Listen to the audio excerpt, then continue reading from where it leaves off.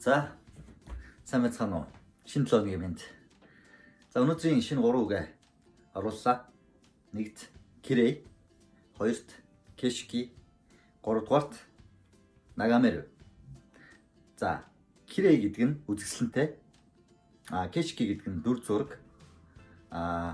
Нагамеру гэдэг нь ширтэх, гүлрэх гэдгээр ойлгогдно.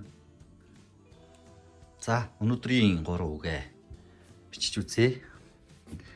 Өнөөдөр 2 дахь өдөр байна тий. Окей. За, эхний үг бол Кирей.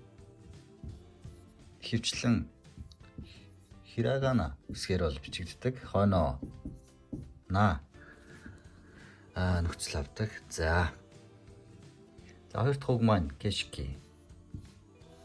За, ханзны хувьд ярих юм бол хятад хэлтэй хүмүүст маш сурахад өхөн утгаар нь ойлгочдөг. За, Кешки. За, гурав дахь нь Нагамеру. За, ингэж зурхан. За, ер нь бичгийн хэв бол бас нэг тийм гоё бол цэвэрхэн бол биш учраас зүгээр ойлгоорой. За, өнөөдрийн 3 үг юм байна.